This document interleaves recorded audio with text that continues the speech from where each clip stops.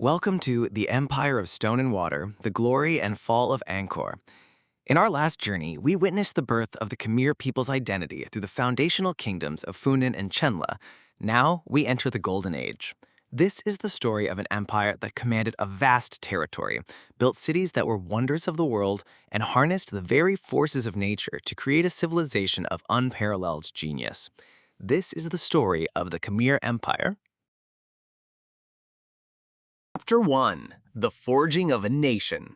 The Age of Jayavarman II, 9th to 10th centuries. Our story begins in the year 802 CE, a moment that echoes through Cambodian history. A Khmer prince, Jayavarman II, returned from a period of exile in Java, bringing with him a bold vision. He found a land divided, the successor states of Chenla weakened by internal rivalries and external pressures. Through a series of brilliant military campaigns and political alliances, he methodically unified the disparate principalities. But true unity required more than military might. It required a divine mandate. On the sacred heights of Phnom Kulam, a mountain north of the Great Tolni Sap Lake, Jayavarman II held a revolutionary ceremony. He declared himself the Devaraja, the God King, and a Chakravartin, a universal monarch, independent of any foreign power. This ceremony, blending Hindu rites with local ancestor worship, elevated the king to a living god, a divine intermediary between the heavens and the earth. His authority was now absolute and secret. This was the spiritual birth of the Khmer Empire. Jayavarman II established his first major capital at Hari Haralaya, known today as the Reluas Group. It was here that his successors, like Indravarman I, began to realize his vision in stone and water. They constructed the massive Indratataka Barahi, a colossal reservoir designed to store monsoon rains. This was the dawn of Angkor's hydraulic genius, a system of canals, moats, and reservoirs that would become the empire's bloodline, ensuring bountiful rice harvests and supporting a massive population. Alongside this, Indravarman I built the Bakong Temple, the first great temple mountain of stone, a symbolic representation of the sacred Mount Meru, the center of the Hindi universe. It was a physical manifestation of the Devaraja cult and a blueprint for the grander Tukatan. Chapter 2. The Classical Age. The Zenith of Power and Construction. 11th to 12th centuries. The 11th and 12th centuries were the zenith of the Khmer Empire. Its influence stretched from modern-day Thailand to southern Vietnam, and its wealth, drawn from tribute and vast agricultural surpluses, was immense. The capital moved to the area now known as Angkor, and it became the largest pre-industrial urban complex in the world. King after king added to its splendor, building ever more ambitious temple mountains like the Bapuan and the gilded royal palace of Phimanakas.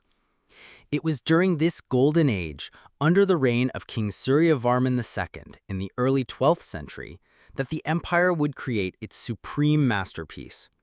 For over 30 years, an army of artisans, laborers, and engineers worked to construct a monument that defied imagination: Angkor Wat.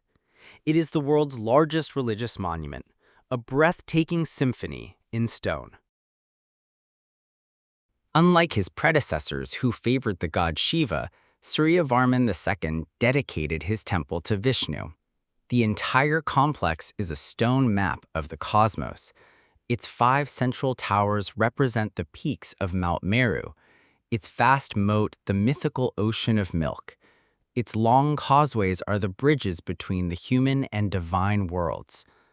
Covering the walls of its galleries are miles of intricate bas-reliefs depicting epic tales from the Ramayana and Mahabharata, as well as grand processions celebrating the power of Jayavarman II himself. Angkor Wat was more than a temple. It was the king's personal mausoleum, aligned perfectly so that he could be entombed and mystically united with the god Vishnu for all eternity. This was the ultimate expression of the Devaraja's power. Chapter 3. The Buddhist King and the Final Flourish. Late 12th to early 13th centuries. The Golden Age was shattered in 1177. Taking advantage of internal strife, warriors from the Kingdom of Champa sailed up the Mekong and Tonle Sap rivers and sacked the seemingly invincible capital of Angkor. The empire was plunged into chaos. From the ashes of this disaster arose one of Cambodia's greatest heroes, a prince who would become King Jayavarman VII. He rallied the Khmer forces, drove out the Cham invaders, and restored the kingdom. But this experience changed him profoundly. When Jayavarman VII came to power, he brought with him a new faith, Mahayana Buddhism. He embarked on the most prolific building campaign in Khmer history, not just for the glory of the gods, but for the welfare of his people. He constructed a new massive capital city, Angkor Thom, surrounded by a mighty wall. At the very center of his new city, he built the Bayon, one of the most enigmatic temples ever created. Its dozens of towers are carved with over 200 serene, smiling faces. Are they the face of the compassionate Bodhisattva Avalokiteshvara? Or are they the face of Jayavarman VII himself, the God King now watching over his people with a benevolent, all-seeing gaze? He also built stunning temples like Taprom, famously left in the embrace of the jungle, and Brehakan. Beyond temples, his vision was deeply humanitarian. Inscriptions tell us he built 102 hospitals and a network of rest houses along the empire's main roads. It was a magnificent final flourish, a testament to an empire's resilience, but it may also have been a feat of construction that pushed its resources to the absolute limit. Chapter 4. The Long Twilight, the Decline of Empire, 13th to 14th centuries. After the death of Jayavarman VII, the era of monumental temple building came to an end. The empire entered a long, slow decline, a twilight brought on not by a single event, but by a confluence of pressures. From the west, new aggressive Thai kingdoms, first Sukhothai and then the powerful Ayutthaya, began to challenge Khmer supremacy, leading to centuries of draining warfare. Internally, another profound cultural shift was underway. The gentle, more accessible faith of Theravada Buddhism began to spread throughout the populace, eventually being adopted by the monarchy. This faith emphasized personal salvation through monastic life rather than grand state rituals dedicated to a god king. This religious change slowly eroded the ideological foundation of the Devaraja cult, the very engine that had driven the construction of the great temples.